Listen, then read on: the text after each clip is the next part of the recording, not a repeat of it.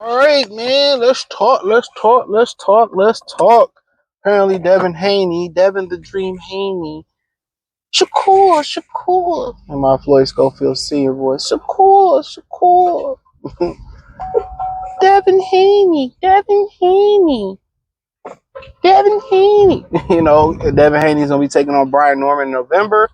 Brian Norman promises a knockout thanks Turkey Al-Sheikh. I don't know what the Haneys was thinking about when they made this fight, but hey, I think you got people on two sides of the pendulum, mostly the Norman knockout, or then we got people saying Haney's going to outbox him. So,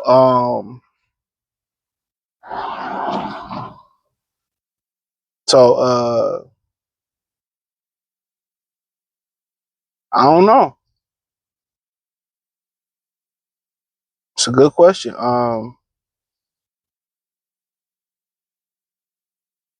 Honestly, I probably would favor, Norman, acclimated the way, strong, fast, but then Devin Haney got the experience.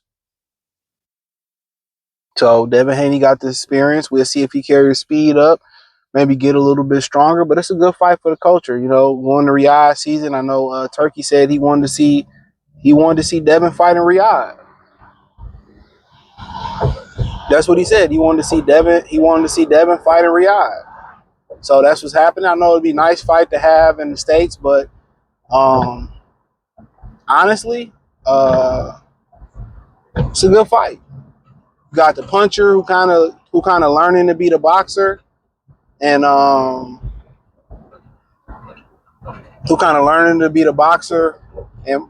learning to box, and Brian Norman Jr. And then you got Devin Haney, who is the smaller guy, moving up, learning, trying to continue to be try to be a three-time world title holder. So yeah, I mean, good speed boxer. So most people say he got to fight like he did when he fought Regis. That's the game plan. He got to fight like he did when he fought Regis. So I think it's a tremendous fight. Like I said, I think black fighters should fight black fighters if everybody else didn't want to fight. T.O. allegedly said both, no to both. Jerron Ennis said he was good on fighting both. So here we have it. They fight each other, the next best possible contenders.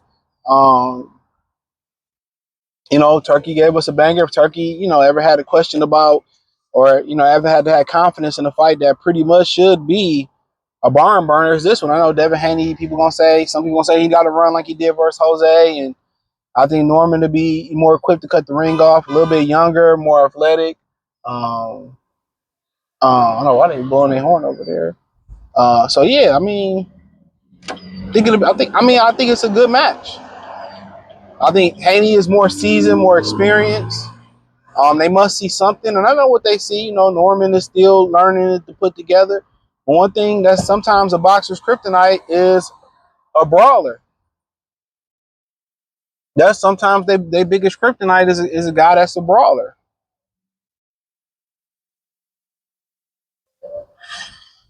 It's a guy that's a brawler. A guy that can close that gap. They don't really care about your power, and they're gonna close that gap and try to get to you. So we'll see what Haney can bring to the table. I mean, this is not a fight that he shouldn't be able to overcome. I mean, Norman is a rugged guy. He learned to put it together. He's 23 years old. So if you ever gonna get him, now's the time to get him before he put all the pieces to the puzzle together. So a lot of the last two opponents he fight, they was micro doses. They was pretty much tune-ups or a money grab in the last one. But he bringing power. He bringing power. So he bringing power. So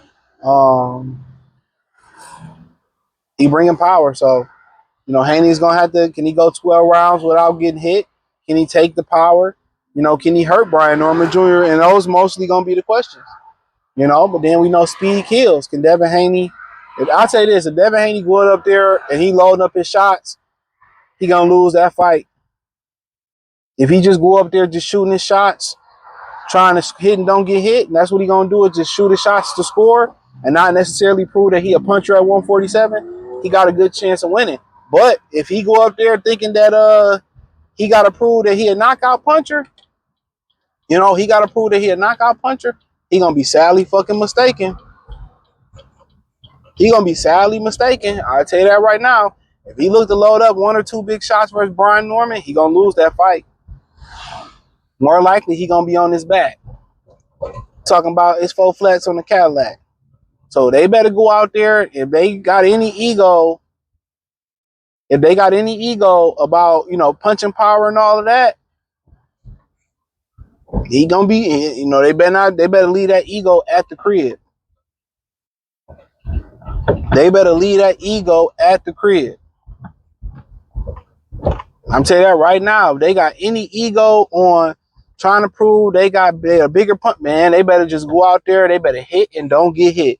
If he looking to go out there to load up, throw one or two, he's going to lose that fight. He better go in there, score. He better go in there, hit, not to get hit. He better go in there with an amateur's mindset a little bit as far as scoring. Just look to score.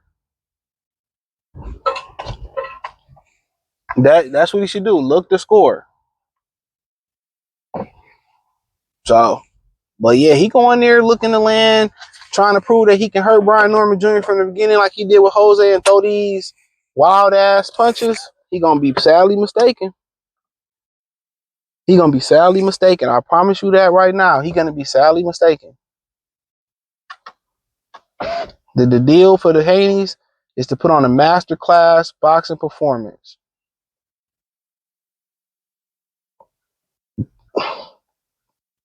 You know what I'm saying?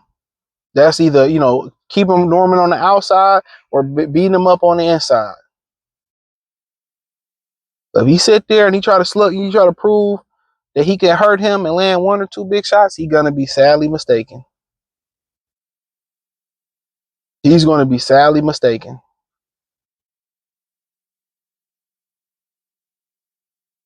I promise you that he's gonna be sadly mistaken.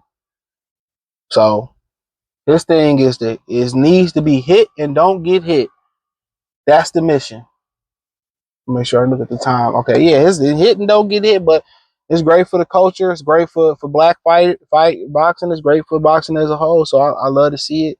I think for Norman, he's still kind of developing, and he's kind of like microdosing his development.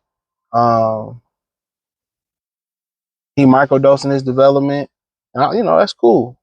Now we're starting to see everything he been doing versus a lesser opponent. Can it come together versus Devin Haney? That's the question. Can it come together versus a top fighter? And for people saying Bill was pump faking and Devin pump faking, they showing that they're trying to fight the best. Right now, I would say, with Riyadh Ennis moving to 154, that Brian Norman is the best 147 pounder out there right now. At least out of the title holders right now, he's the best. So Devin Haney going for the WBO title, going to be a 3-division title holder, and for Brian, I think Brian Norman is proving to people that I have arrived. I am here to stay at 23, 24 years old, and that, I'm more than a brawler. But most people have seen Brian Norman in the fights before the Santiago fight. He looked sloppy. He looked terrible. He looked trash. And like I said, you look at Tevin Farmer when he fight the Mexicans, he looked like a world burner, but he fought a brother like Floyd Schofield. He looked pedestrian. So is it the fact that Brian Norman is just fighting pedestrian ass Hispanic and Asian fighters?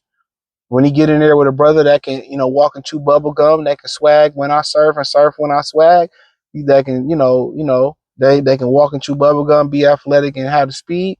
Is he gonna get outpointed? That's the question. Because he been beating up on, lesser opponents, Mexicans, Asians.